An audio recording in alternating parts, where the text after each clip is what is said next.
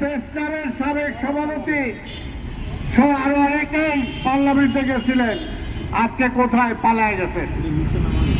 পালায় গেছেন। দেশটাকে চোরের দেশ বানাইছিল শেখ হাসিনা, মিথ্যাবাদীর দেশ বানাইছিল, লুটেরাদের দেশ বানাইছিল, মাফিয়াদের দেশ বানাইছিল।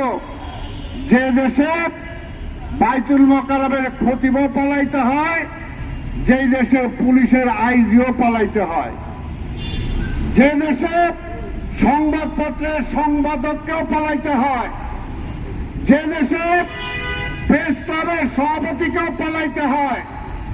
দেশটাকে দলীয়করণে কোন পর্যায়ে নিয়ে গিয়েছিলেন? দলের বাইরে, দলে না, শেখ হাসিনার বাইরে, আধিপত্যবাদী শক্তিদের বাইরে কেউ এই দেশে শান্তিতে ঘুমাইতে পারে নাই।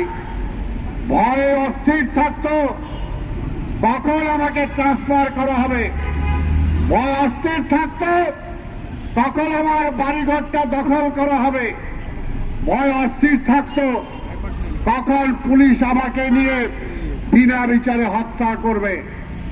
তাই যারা দোষ দেন, রাজনীতিবিদদের কথা বলেন, বিগত 15 বছর ধরে এই রাজনৈতিক কর্মীরা এই মাঠে ঘাটে এই সন্ত্রাসের বিরুদ্ধে লড়াই করেছে।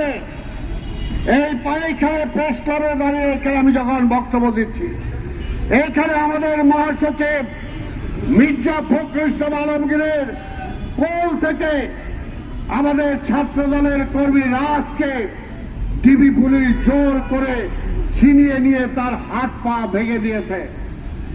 কোন রাজনীতিবিদের সমালোচনা করেন? রাজনীতিবিদ ওরা না যারা লুইটা পুইটা দেশটা খায়। রাজনীতিবিদরা কখনো লুটপাট করতে পারে না। তাই ভাইরা আমার, সেখানেও যদি সুবিধাবাদী থাকে সেটার জন্য সংস্কার দরকার, সংস্কার করেন।